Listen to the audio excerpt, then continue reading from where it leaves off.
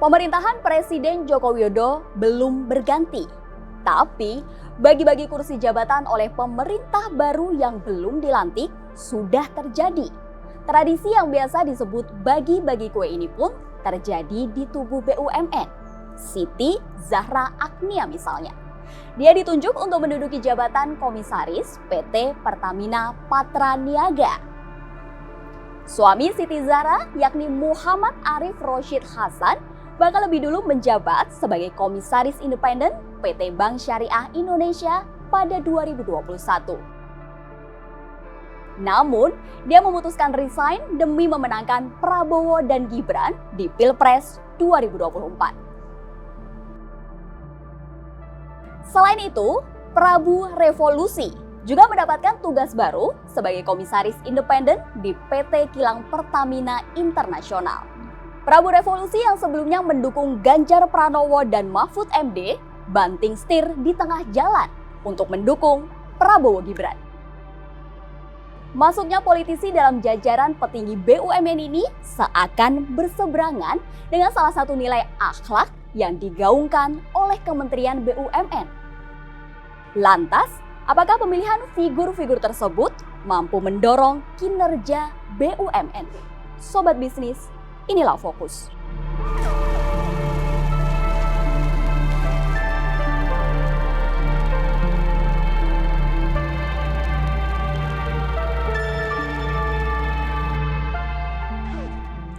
Memasuki usia 25 tahun, BUMN sejatinya fokus melakukan transformasi.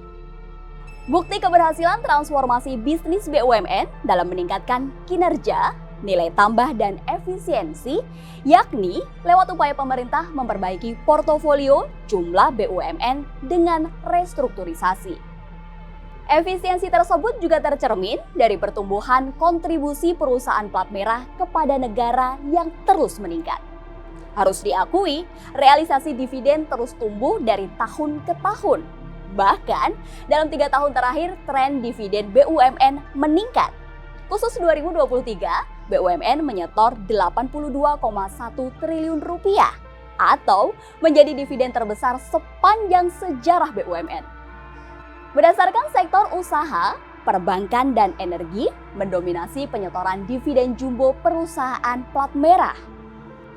Terbukti, dalam waktu 10 tahun terakhir, 10 perusahaan penyumbang dividen berasal dari sektor tersebut. Dengan capaian tersebut, tentu menduduki jabatan pimpinan perusahaan plat merah dengan pendapatan jumbo menjadi sangat strategis dan diidamkan. Sayangnya, di tengah langkah perbaikan BUMN, justru terjadi penunjukan kursi komisaris dengan menampung para politisi. Proses ini acap kali tak mengindahkan sistem meritokrasi. Sebetulnya, penempatan politisi di jajaran petinggi BUMN pada tahun politik bukan pertama kali terjadi. Jika menilik pesta demokrasi sebelumnya, sederet politisi juga menduduki jabatan strategis. Mereka diantaranya Zulhanar dan Arief Budimanta yang pernah duduk sebagai komisaris BUMN di sektor perbankan. Di sektor energi, ada nama Basuki Cahayapurnama dan Eko Sulistyo.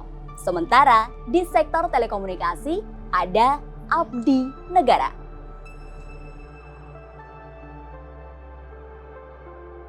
Wakil Menteri BUMN Kartika Wirjoatmojo berdalih, penempatan politisi ke dalam pimpinan BUMN bukan tanpa alasan. Menurutnya, perlu peran politisi yang mewakili unsur masyarakat sebagai fungsi pengawasan menyeluruh, terlebih memastikan penggunaan public service obligation berjalan dengan baik. Nah itu kan kita kan di dalam unsur komisaris itu kan banyak komponen-komponen dari masyarakat. Tentunya kan itu berbagai komponen masyarakat kita taruh untuk memastikan bahwa fungsi BUMN dan seluruh stakeholders itu benar-benar kita jalankan pengawasan yang menyeluruh. Jadi peran politisi dalam konteks profesionalisme mereka pun dalam komisaris BUMN untuk mengawasi dan memastikan fungsi PSO-nya berjalan baik juga. Pernyataan Wakil Menteri BUMN sebetulnya bisa didebat, mengingat tidak semua politisi ditempatkan pada BUMN yang memiliki fungsi mengelola dana PSO. Di sisi lain, Wakil Ketua Komisi 6 DPR RI, Muhammad Sarmuji menyatakan, penempatan direksi dan komisaris sepatutnya memperhatikan aspek profesionalisme dan meritokrasi. Kadang-kadang ada latar belakang politisi, kadang-kadang juga dibutuhkan oleh suatu BUMN. Misalkan karena latar belakang politisi itu mereka punya jaringan yang cukup kuat untuk hubungan antar lembaga, untuk melakukan connecting terhadap stakeholder, itu juga kadang-kadang dibutuhkan. Tapi intinya sepanjang mereka punya kapasitas, punya concern, punya waktu yang cukup, tidak merupakan problem dari manapun latar belakang. Untuk memastikan petinggi BUMN yang dipilih mempunyai kapasitas dan kompetensi, sejatinya perlu ada tes khusus. Apalagi pemilihan dewan direksi yang harus melalui serangkaian fit and proper yang dikerjakan oleh assessment center. Konteks ini menurut saya memang yang ideal itu adalah seperti yang dikerjakan untuk assessment di BOD-nya direksi-direksi BUMN. Paketnya lengkap assessment-nya. Tinggal yang Dewan Komisaris memang yang lewat tidak mekanisme ini, hanya syarat-syarat yang harus dipenuhi. Jadi kalau kemudian kita menemukan misalnya beberapa kontroversi terutama dalam konteks pemilihan Dewan Komisaris BUMN, ya mungkin tidak bisa dilepaskan kemudian bahwa memang mereka tidak harus melalui mekanisme fit and proper. Sayangnya, inisiatif tersebut tidak memiliki payung hukum yang kuat. Dalam Undang-Undang Nomor 19 Tahun 2003 tentang Badan Usaha Milik Negara, tidak ada poin yang mengatur mengenai kualifikasi anggota Dewan Komisaris secara mendetail. Hanya saja, pasal 28 dijelaskan persyaratan yang harus dipenuhi untuk menunjukkan anggota komisaris. Persyaratan dalam pengangkatan anggota komisaris BUMN diatur lebih lanjut dalam Peraturan Menteri BUMN Nomor per 02/MBU/02/2015. Kedudukan Dewan Komisaris dalam perusahaan memegang peran yang penting.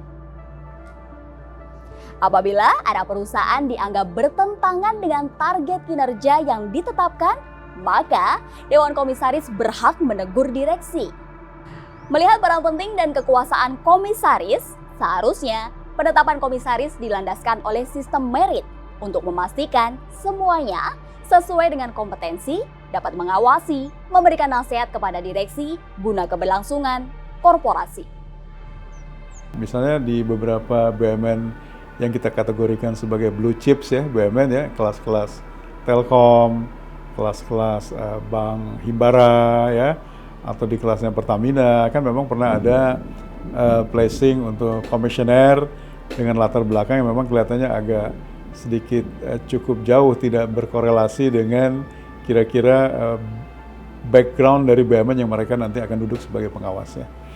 Dan kalau itu yang terjadi kan memang kita jadi agak sulit juga, karena ini kan top blue chips BUMN itu meskipun board of commissioners misalnya kurang perform ya, tapi kan secara umum performance perusahaannya kan karena blue chips ya itu oke-oke aja lah begitu ya.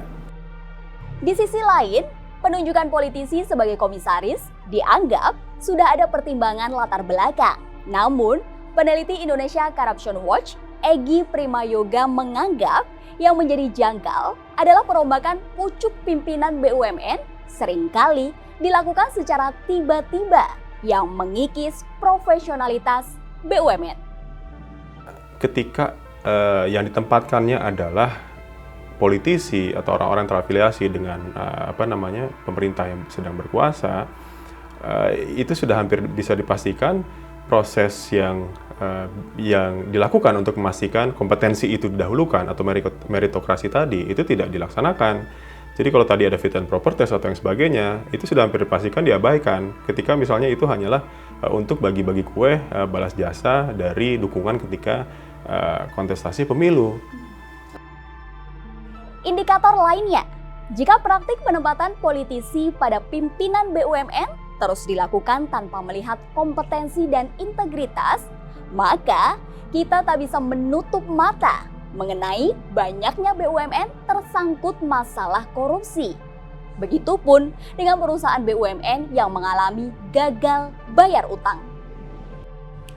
ICW mencatat negara telah merugi akibat korupsi di BUMN sekitar 47,92 triliun rupiah sepanjang 2016 hingga 2021. Kerugian tersebut diungkap dalam 119 kasus korupsi yang telah disidik aparat penegak hukum di lingkungan BUMN. Selain besarnya potensi korupsi dan nepotisme, kacaunya pengawasan terhadap kinerja organisasi juga ikut disorot. Tak hanya itu, penunjukan komisaris BUMN sebagai balas jasa politik juga menjadi presiden buruk bagi anak muda. Peserta seleksi pegawai BUMN harus melalui tes berjenjang bahkan hingga 5 tahapan. Praktik jual beli jabatan komisaris dianggap berdampak pada kinerja BUMN, mulai dari ketidakstabilan organisasi, inefisiensi, hingga kredibilitas yang akan membahayakan kinerja BUMN. Egy bahkan menekankan, kerugian yang dialami bukan hanya berasal dari material saja, namun juga dapat berasal dari imaterial. Ya, BUMN itu bukan satu-satunya tempat untuk bagi-bagi kue, gitu ya, dalam tanda kutip.